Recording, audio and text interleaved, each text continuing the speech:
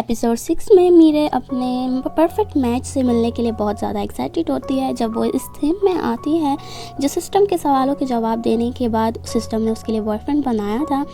यहाँ पर इस बॉयफ्रेंड का नाम योंग गिल होता है। वो योंग गिल को देखकर शॉक रह जाती है क्योंकि वो बिल्कुल पार्क क्योन नाम जैसा दिखता था। वो अपने डेटिंग मैनेजर से इस बारे में बात करती है। उसकी डेटिंग मैनेजर उसे बताती है कि सिस्टम ने कोई रैंडम बदलाव नहीं किया, ये तो उसी के सवालों के जवाब के मुताबिक उसे बनाया गया है जैसा उसे चाहिए था।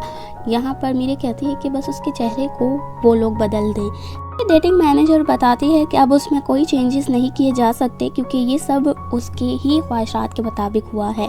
और अब मेरे रियल वर्ल्ड में आने के बाद भी कुछ करने की कोशिश करती है लेकिन कंफ्यूज रहती है। ऑफिस में पार्क क्योन नाम को जब वो देखती है तो उससे ख्याल आता है कि क्या सच में पार्क क्योन नाम उसका परफेक्ट मैच है।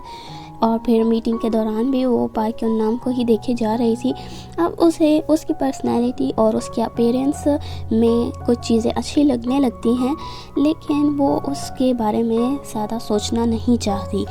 मीरे अब फैसला करती है कि वो वर्चुअल रियलिटी वर्ल्ड में जाकर योंग गिल के साथ अपने रिलेशन को आगे बढ़ाएगी और वो उस डेटिंग ऐप को यूज़ करते हुए अब योंग गिल के साथ डेट्स पर जाने लगती है।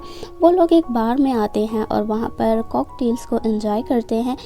मीरे को योंग गिल आज़ाद ख्याल लगता है और उसकी पर्सनैलिटी बैड बॉय जैसी थी लेकिन अंदर से वो उसकी केयर भी करता है। मतलब वो पर्सनैलिटी से बैड बॉय था लेकिन दिल से वो बहुत ही अच्छा था। यहाँ पर मीरे फिर भी सोचती है कि क्या वो उसका परफेक्ट मैच है। ऑफिस में मीरे नोटिस करती है कि पार्क क्योन नाम के उसके सामने आने से उसके दिल में कुछ एक्साइटमेंट नहीं होती और उसके दिल में उसके लिए कोई फीलिंग्स नहीं आती। डायरेक्टर पार्क क्योन नाम और मीरे दोनों को ऑफिस बुलाते हैं और वो उन्हें बताते हैं कि उन्हें BCF अवार्ड शो में जाना होगा और वो ये भी बताते हैं कि वेबटून इंडस्ट्री का ये अब तक का सबसे बड़ा अवार्ड शो होगा। उसके बाद जब वो दोनों ऑफिस से बाहर आ रहे होते हैं तो पार्क क्योन नाम मीरे को कहता है कि वो उससे इतनी दूरी ना बनाए क्योंकि उसके लिए भी रिजेक्शन आसान नहीं था। अवार्ड सेरेमनी शुरू होती है। यहाँ पर राइटर युन सॉन्ग को पॉपुलैरिटी के लिए अवार्ड मिलता है। राइटर हानी को उसकी कॉमिक प्लान सी के लिए अवार्ड मिलता है। यहाँ पर राइटर युन सॉन्ग खुश नहीं होती और उसे लगता है कि वो हानी के सामने सेकंड आई है और फिर वो इस बारे में मीरे से बहस करने लगती है और उसे बहस के दौरान धक्का दे देती है लेकिन सही टाइम पर पार्क उसे पकड़ लेता है और तभी पीछे उनके फायरवर्क्स जलते हैं जिसकी वजह से एक रोमांटिक सा माहौल बन जाता है लेकिन फिर भी मीरे के दिल में उसके लिए कोई फीलिंग्स नहीं आती। सेलिब्रेशन डिनर के दौरान युन सॉन्ग फिर से हानी को शर्मिंदा करने के लिए कहती है कि वो उसके घर के बाहर तोहफे और खाना छोड़कर जाया करता था उसके लिए।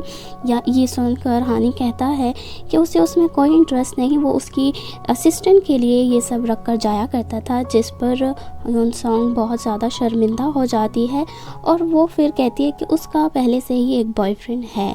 लेकिन सब लोग इस बात पर यकीन नहीं करते।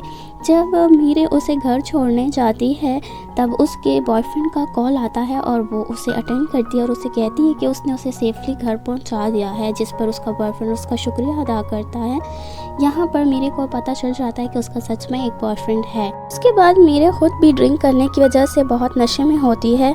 वो एक साइड पर जाकर बैठती है, तभी उसे योंग गिल का कॉल आता है। वो उसे कहता है कि क्या वो मिल सकते हैं, लेकिन वो ये बात मजाक में उड़ा देती है और फिर उसके साथ कॉल पर बात करने लगती है। तभी उसके पास पार्क क्योन नाम आता है जो कि उसे बिल्कुल योंग गिल जैसा लगता है और वो समझती है कि योंग गिल सच में आ गया है क्योंकि वो नशे में थी।